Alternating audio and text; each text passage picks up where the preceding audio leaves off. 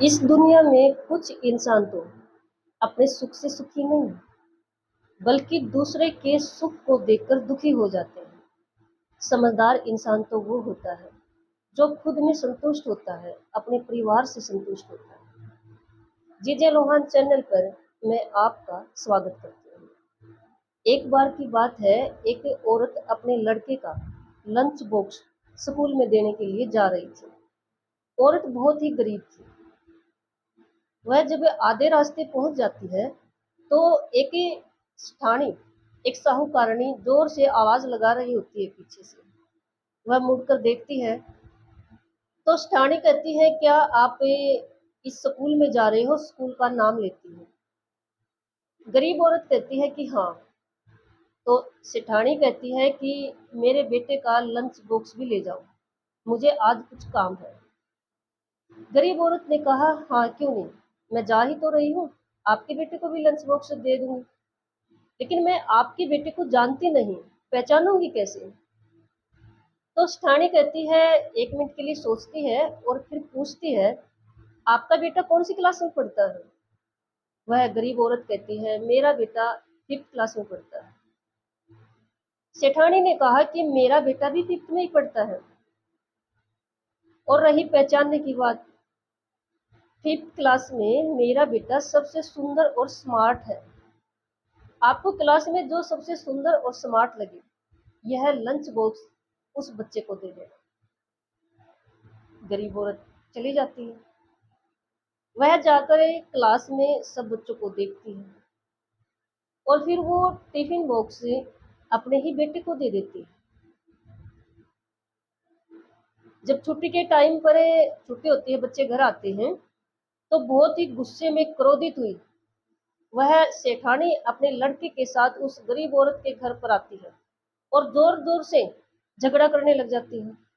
आसपास पड़ोस के लोग भी आ जाते हैं। सब पूछते हैं कि क्या हुआ, ऐसी क्या बात हो गई? तो सेठानी कहती है कि मैंने लंच बॉक्स दिया इसको मेरे बेटे को देने के लिए, और इसने लंच बॉक्स जाकर स्कूल में अपने बेटे को दे दिया।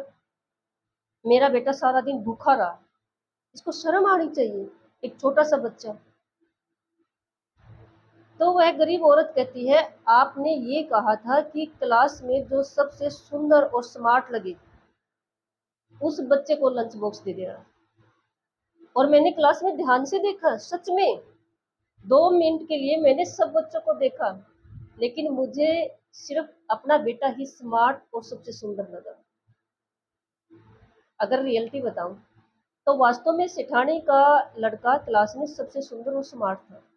गरीब औरत का लड़का सबसे सुंदर और स्मार्ट नहीं था, लेकिन गरीब औरत को सिर्फ अपना बेटा ही सबसे सुंदर और स्मार्ट लगा।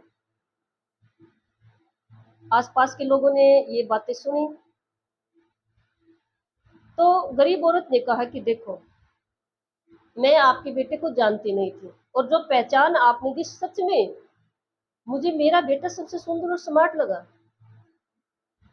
गरीब औरत की यह बात सुनकर आसपास के पड़ोसी कहने लगे, देखो, गरीब औरत की बात में भी दम है, आप झगड़ा मत कीजिए, आप या तो पहचान बताते, चाहे इन्होंने जानबूझकर ही दिया है, लेकिन हम इसको झूठ नहीं कर सकते, इसको अपना इसका बेटा है, सबसे सुंदर और स्मार्ट लगता ही होगा। वैसे नत नत मस्तक हो जाए हम ऐसी माँ के सामने, है ना? आजकल क्या हो रहा है, इतना बदल गया है जमाना कि आजकल तो इतना कंपैरिजन करते हैं बच्चों का, कंपेयर करते हैं दूसरे बच्चों के साथ। माँ जो है ना, दूसरे बच्चे ने कपड़े कैसे डाल रखे हैं, अगर उनसे कोई प्लस में है, हाई लेवल पर है, तो एक माँ ये सोचेगी कि नहीं, कोई फंक्शन वगैरह तो मेरा बेटा भी वैसी ड्रेस डाले। मेरा बेटा किस पड़ोसी का, जिसका मतलब जो धनवान है थोड़ा सा, उसका बेटा किस स्कूल में पढ़ रहा है, तो एक चाहे गरीब होगी लेकिन सोचेगी ये कि मेरा बेटा भी उसी स्कूल में पढ़ना चाहिए। कपड़े कैसे डाल रखे हैं, जरूरत ही क्या है? थोड़ा सा, थोड़े से ठंडे दिमाग से सोचिए, अपने में संतुष्ट रहना। अपने परिवार से प्यार करना, अपने से प्यार करना, अपने को संवारना, अपने खुद को टाइम देना। ज़िंदगी तो यही होती थी। हम है ना ज़्यादा, सच में ज़्यादा दुखी हम इस बात से हैं कि दूसरे पड़ोसी के घर में मतलब क्या हो रहा है, और अगर हमसे प्लस है ना कोई, उसके बारे में तो खास कर हमें भी वो सब चाहिए। इसलिए हम ज़्यादा दुखी हैं, यकीन मानिए। अगर हम अपने आप को थोड़ा-सा समझा लें, थोड़ा-सा सँवार लें, थोड़ा-सा सिखा लें। अब ये कहानी क्या शो कर रही है? एक माँ को अपना बेटा सबसे सुंदर और स्मार्ट लगा। उसको ये तो पता ही था कि टिफ़िन देकर वो गलती तो कर ही रही है। लेकिन वास्तव में देखा जाए तो सिखाने के लिए एक सीख भी थी ये। सबके बच्चे ही स्मार्ट, अपनी माँ को स्मार्ट और प्यारे लगते हैं, सबसे सुंदर लगते हैं, इसमें कोई शक नहीं। लेकिन हाँ, आधुनिक जो ज़माना आ गया है, इसमें थोड़ा-सा समय बदल गया है। हम पेरेंट्स हम अपने बच्चे को कंपेयर कर रहे हैं। पता है, एक ही बच्चे को 99% नंबर आए स्कूल में। उसने घर आके बताया कि मम्मी मुझे 99% मार्क्स मिले हैं। तो मम्मी ने कहा बहुत अच्छी बात है। और सेकंड क्वेश्चन मम्मी का ये था कि पड़ोसी का बेटा जो उसकी क्लास में पढ़ता था कि उसके नंबर कितने। वैसे देखा जाए क्या जरूरत है, 99% बहुत थे, खुशी की बात थी। लेकिन करते हैं हम ऐसा, और ये अब तो ना ये घर घर की कहानी हो गई है। जरूरत है इसको सुधारने की, ऐसी माओ की सीख लेने की, चाहे वो गरीब ही क्यों ना है, जो अपने में खुश है, जो अपने बच्चों में खुश है, जो अपने परिवार में खुश है।